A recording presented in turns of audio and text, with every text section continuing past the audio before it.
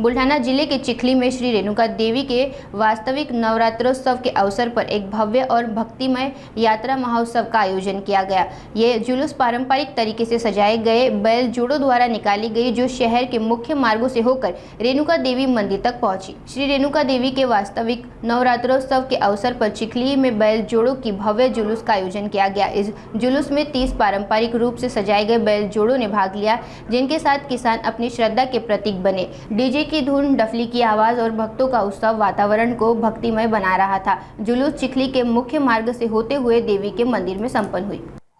आज आपल्या रेणुका देवीच्या यात्रेनिमित्त आम्ही सर्व बैलजोडीचे मानकरी, वहन, वगदी याला जी आपली बैलजोड्याची सेवा अर्पण करतात चिखली तालुक्यातून पूर्ण, त्यांच्या वतीनं आज पातळ अर्पण करण्यात आलं होतं।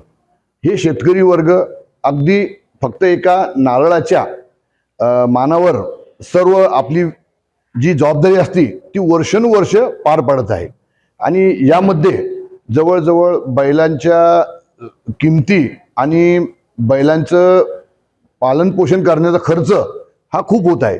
तरी आमचे शेतकरी फक्त रेणुका देवीच्या यात्रेकरिता आम्ही बैल ठेवतो, वर्षभर त्याचा सांभाळ करतो आणि या यात्रेमध्ये तुम्हाला एक वैशिष्ट्य पाहायला भेटेल।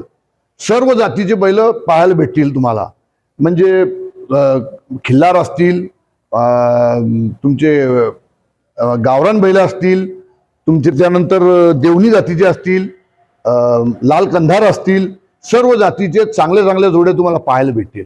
आणि आमच्या सर्व सेवेकऱ्यांच्या वतीनं, बैलजोडी सेवेकऱ्यांच्या वतीनं आणि शेतकऱ्यांच्या वतीनं आज आम्ही पहिल्यांदा पातळ चढवलं, जेणेकरून सर्व शेतकऱ्यांमध्ये आणि सर्व नागरिकांमध्ये, सर्व जनतेमध्ये एक उत्साह निर्माण होईल आणि बैलजोडीबद्दल आकर्षण, आपली जुनी परंपरा ही कायम राहील असं आम्हाला वाटलं।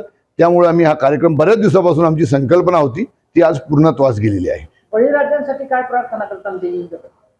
ही बळीराजा तर आपला देश कृषी प्रधान आहे नेहमीसाठीच, आणि कृषी प्रधान हे विसरलं नाही पाहिजे आपण, की आपण शेती माती निगडीत आहे। आपले सण वार उत्सव हे आपल्या शेतकऱ्यांचीच निगडीत आहे आणि शेतकरी जेव्हा आनंदी राहील तेव्हाच त्या उत्साहाला उधाण येईल। आणि आपण पाहता की जे सेवा करत आहे वगदी वहन या मार्गावर जे आपली सेवा ही परंपरा वर्षानुवर्ष हा बळीराजा करत आहे आणि कोणत्याही मोबदल्याविना हे पाहण्यासारखं आहे आणि आपली सेवा ते चोख बजावतात। बळीराजाशिवाय कोणत्याही कार्यक्रमाला मजा नाही, आनंद नाही आणि त्याच्यात रस नाही।